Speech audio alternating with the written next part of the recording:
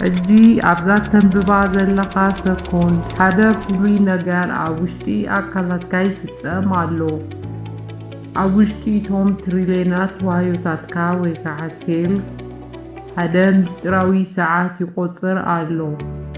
እዚ ሰዓት እዚ ጫውጫውታ የብሉን፣ ክትሰምዖ እውን ኣይትኽእልን ኢኻ። ግናኸ ካብታ ዝተወለድካላ መዓልቲ ጀሚሩ ሓንቲ ሰኮንድ እኳ ከይደቀሰ ንታሕቲ ይቖጽር ኣሎ። ንሱ እዩ ድማ እቲ ናይ ሞት ሰዓት።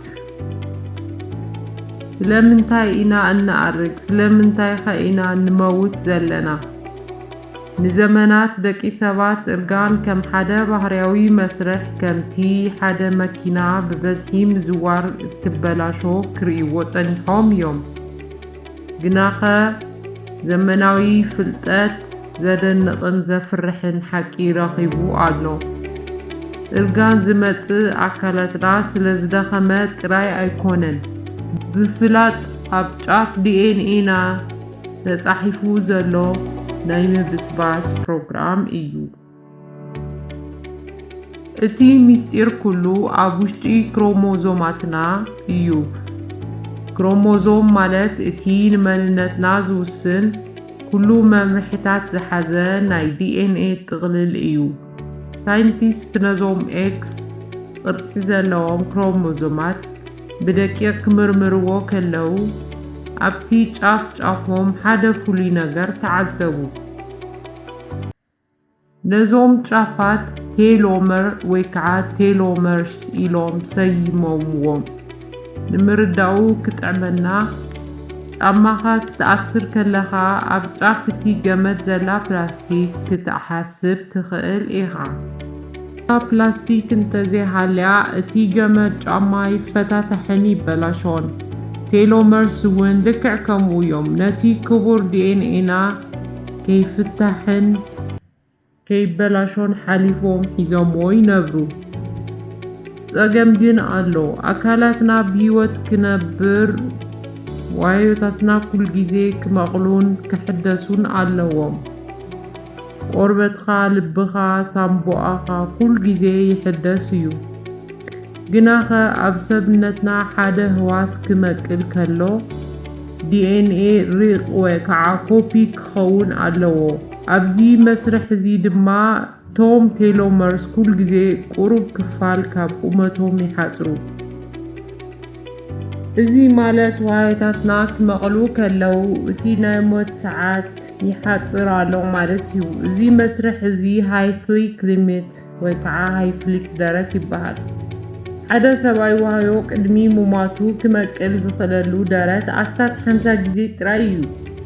ቴሎመርስ ተወዲኦም ጫፍ ምስ በጽሑ እቲ ዋህዮ መምርሒ ተፈጥሮ ይቕበል። ክመቅል ኣይኽእልን፣ ይኣርግ እሞ ይመውት።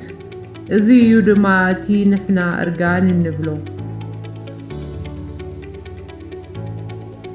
ተፈጥሮ ግን ኩል ግዜ ተንኮለኛ እያ። ሳይንቲስት እዚ ሕጊ እዚ ኣብ ኩሉ ህይወት ዘለዎ ፍጡር እንተኾይኑ ኢሎም ክምርምሩ ከለዉ ሓንቲ ዘገርም ፍጡር ረኸቡ።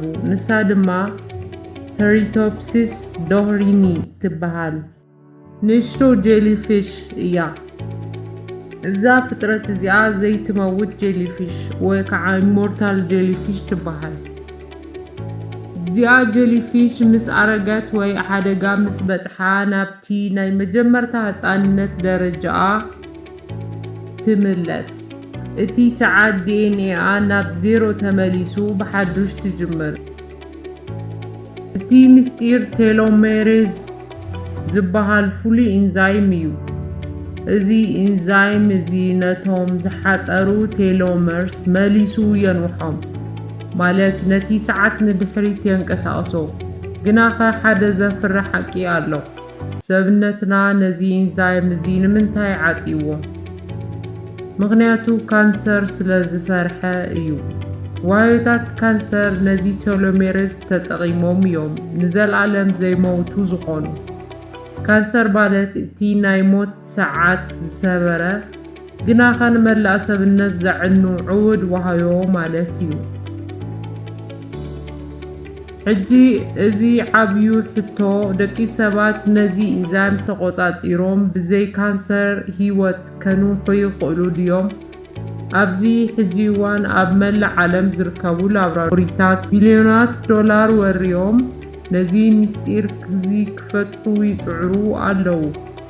ሳይንቲስት ኣብ ልዕሊ ኣንጭዋታት ብዝገበርዎ ፈተነ ነቲ ቴሎሜሬዝ ብምብራህ እተን ዝኣረጋ ኣንጭዋታት መሊሰን ክንእሳ፣ ጸጉረን ክምለስ፣ ሓንጎለን እውን ብሓድሽ ክነቓቓሕ ገይሮም። እዚ ማለት ደቂ ሰባት ንዘለኣለም ክነብሩ ቀሪቦም ኣለዉ ማለት እዩ? ወይስ ተፈጥሮ ንዘይምውትነትና ዓብዪ መዕጸዊ ገይራትሉ እያ? ተፈጥሮ ነዚ ሰዓት እዚ ኣብ ውሽጢ ነፍሲ ወከፍ ዋዮታትና ዝቐረጸቶ ንጽቡቕና ክኸውን ይኽእል እዩ። ምኽንያቱ ሞት እንተዘይሃልዩ ሓድሽ ህይወት የለን። እርጋን እንተዘይሃልዩ ድማ ንዋጋእቲ ዘለና ሓፂር ግዜ ኣይምተረዳእናዮን። እቲ ኣብ ውሽጥኻ ዘሎ ሰዓት ሕጂ እውን ይቖጽር ኣሎ። ክሳብ ሕጂ ሓንቲ ሰኮንድ ጠፊኣ። ንስኻ ኸ ነቲ ዘለካ ግዜ ብምንታይ ተሕልፎ ኣለኻ? ነዚ ምስጢራዊ ጉዕዞ እዚ እንተፈቲኻዮ ሼር ክትገብሮ ኣይትረስዕ። ኣብ ታሕቲ ኮሜንት ጸሓፉልና። ደቂ ሰባት ነዚ ናይ ተፈጥሮ ሰዓት ክሰብርዎ ይግባእ ድዩ ወይስ ኣይፋሉ? እዚ ምስጢር ዓለም እዩ። ኣብ ዝቕፅል ቪድዮ ብኻልእ ዓሚቕ ምስጢር ክሳብ ንራኸብ ሰላም።